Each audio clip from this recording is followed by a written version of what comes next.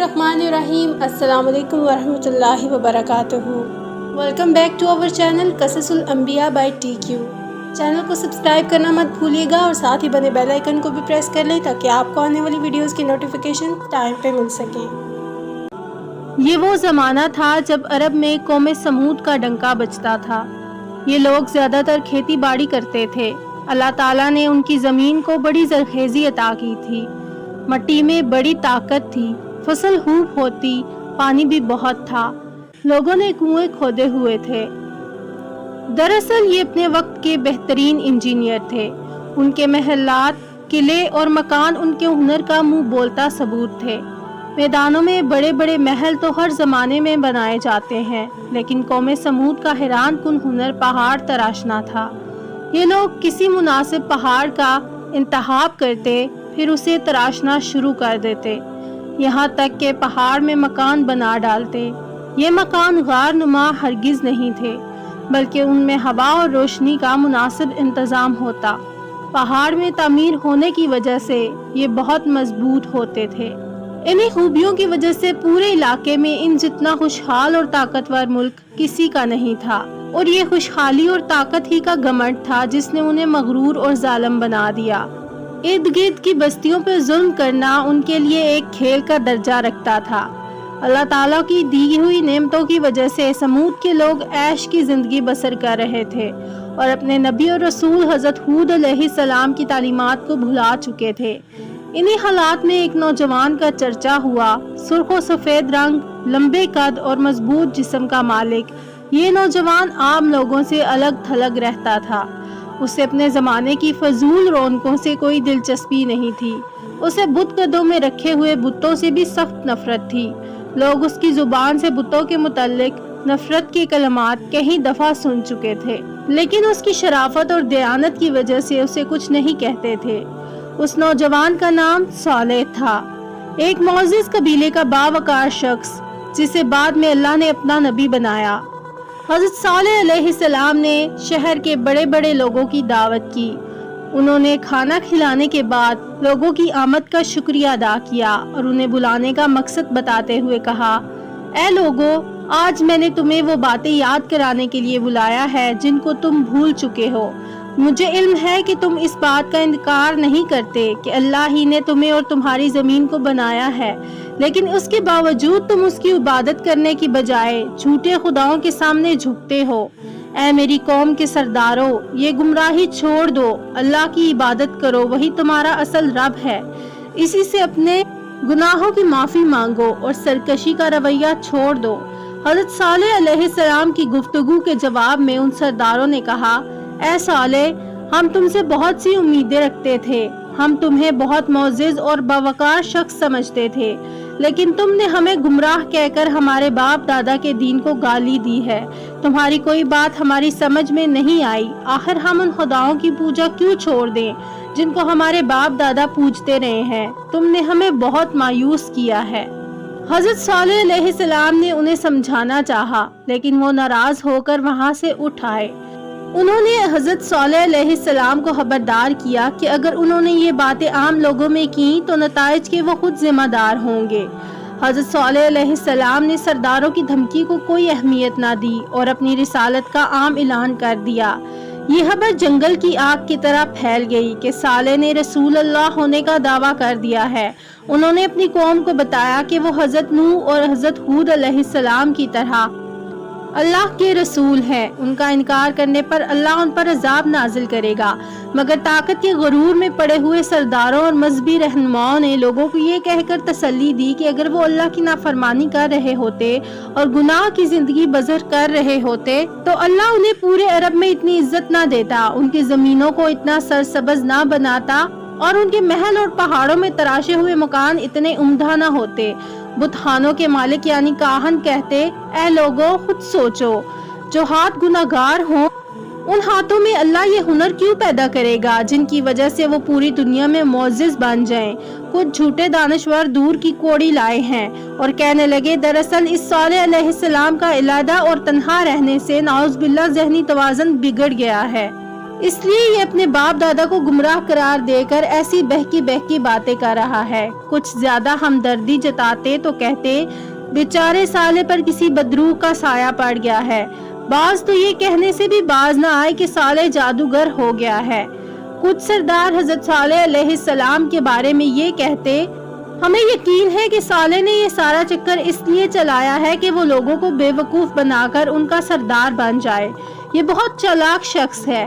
لیکن حضرت صالح علیہ السلام نے سرداروں اور بت قدوں کے کاہنوں کی باتوں کی کوئی پرواہ نہ کی اور اپنی تبلیغ جاری رکھی۔ آپ کی کوششوں سے کچھ لوگ آپ پر ایمان لے آئے اور آپ کے رسول ہونے کا اقرار کر کے شرک اور بری عادتوں سے باز آ گئے۔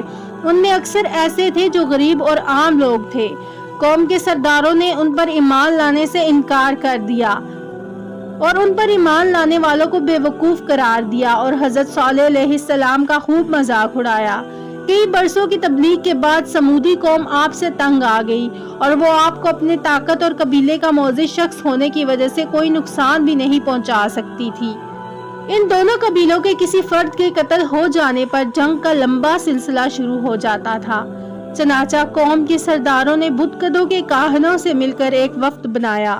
یہ لوگ حضرت صالح علیہ السلام کے پاس گئے اور کہا اے صالح، ہم تمہاری باتوں سے سخت تنگ آ گئے ہیں۔ تمہاری عذاب کی دھمکیوں نے ہمارا جینا مشکل کر دیا ہے۔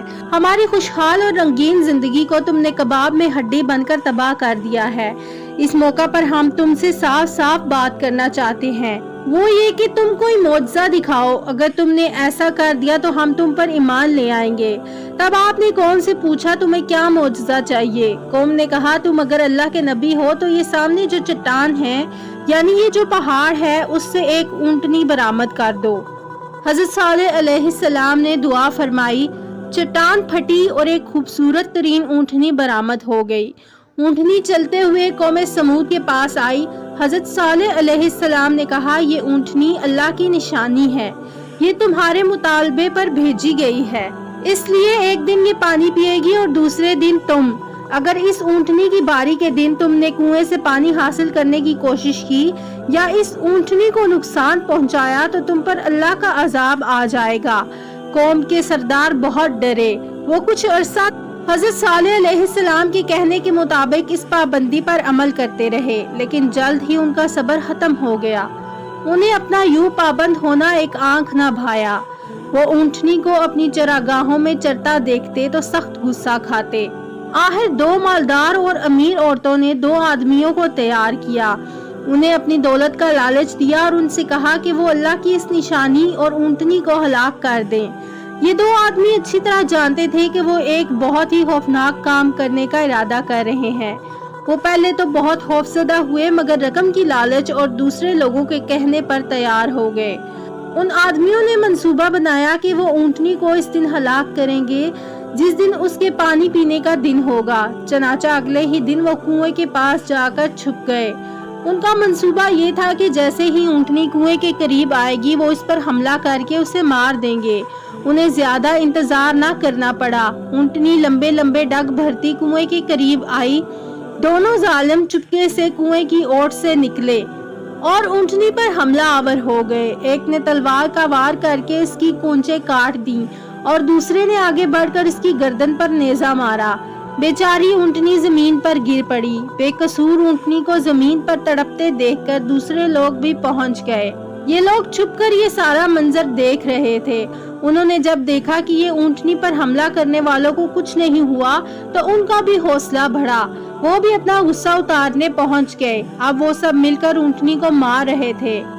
اونٹنی مارنے والوں کو رشوت دینے والی عورتیں بھی یہ منظر دیکھ رہی تھیں۔ ان سب نے خوشی کے نعرے لگائے اور حضرت صالح علیہ السلام کا مذاق اڑایا۔ وہ کہہ رہے تھے کہ اے صالح، ہم نے اللہ کی نشانی اونٹنی کو قتل کر دیا ہے اور ہمیں کچھ نہیں ہوا۔ یہ بے وقوف لوگ نہیں جانتے تھے کہ انہوں نے اللہ کی دی ہوئی مہلت کو اپنے ہاتھوں سے ختم کر دیا ہے۔ حضرت صالح علیہ السلام تک یہ خبر پہنچی تو آپ کی آنکھوں میں آنسو آ گئے۔ آپ نے فرمایا کہ اب قوم سمود کی مہلت ختم ہو گئی ہے۔ ان لوگوں پر 24 گھنٹوں کے دوران ایسا عذاب آئے گا کہ ان کی بستیاں عبرت کا نشان بن جائیں گی۔ حضرت صالح علیہ السلام کی یہ بات جب اونٹنی کے قاتلوں تک پہنچی تو وہ بہت خوف زدہ ہوئے، لیکن معافی مانگنے کی بجائے انہوں نے حضرت صالح علیہ السلام کو شہید کرنے کا منصوبہ بنایا۔ 9 قبیلے اکٹھے ہو گئے اور ہر قبیلے سے ایک جنگجو منتخب کیا گیا، اور فیصلہ ہوا کہ رات کو حضرت صالح علیہ السلام کے گھر پر حملہ کر کے ان کا قصہ تمام کر دیا جائے گا۔ انہوں نے ایک دوسرے سے وعدہ لیا کہ حضرت صالح علیہ السلام کو شہید کرنے کے لیے سب قبیلے ایک دوسرے کا ساتھ دیں گے۔ یوں حضرت صالح علیہ السلام کا قبیلہ باقی قبیلوں سے بدلہ لینے کی جرات نہیں کر سکے گا اور ڈر کر خاموش ہو جائے گا، لیکن اللہ تعالیٰ نے اپنے قانون کے مطابق ان کافروں کو اپنے منصوبے پر عمل کرنے کی مہلت ہی نہ دی۔ اللہ تعالیٰ کا قانون ہے کہ اس کے رسولوں کو ان کی قوم یوں شہید نہیں کر سکتی۔ اگر قوم اس کی کوشش بھی کرتی ہے تو اس پر عذاب آ جاتا ہے۔ چنانچہ حضرت صالح علیہ السلام کو اللہ نے حکم دیا اور وہ اپنے ماننے والوں کو ساتھ لے کر راتوں رات وہاں سے نکل گئے۔ اس رات وادی میں ایک خوفناک طوفان آیا۔ بگونے کی شکل کے اس طوفان کی گرج انتہائی دہشتناک تھی۔ اس نے اہل سمود کو تنکوں کی طرح بکھیر کر رکھ دیا۔ مضبوط محلوں اور قلعہ نما مکانوں میں رہنے والے یہ بدقسمت لوگ اب اللہ کی پکڑ میں تھے۔ صبح ہوئی تو ان کی بستی عبرت کا نمونہ بن چکی تھی، ایک بھی کافر زندہ نہیں بچا تھا۔ مکانات اور محلات کا تو ذکر ہی کیا، پہاڑ بھی یوں نظر آ رہے تھے جیسے ہوا ان کے آر پار ہو کر گزری ہو، اور یہ پہاڑ اور محل پتھروں کے نہیں بلکہ کپڑے کے بنے ہوئے تھے، اور ہوا نے آگ کی طرح ان کو لپیٹ کر جلا کر تباہ کر دیا۔ حضرت صالح علیہ السلام ایمان لانے والوں کے ساتھ فلسطین کے علاقے رملہ کے قریب آ کر آباد ہو گئے اور باقی زندگی وہیں گزاری۔ یہ تھا ہمارا آج کا ٹاپک۔ چینل کو سبسکرائب کرنا مت بھولیے گا۔ اللہ حافظ۔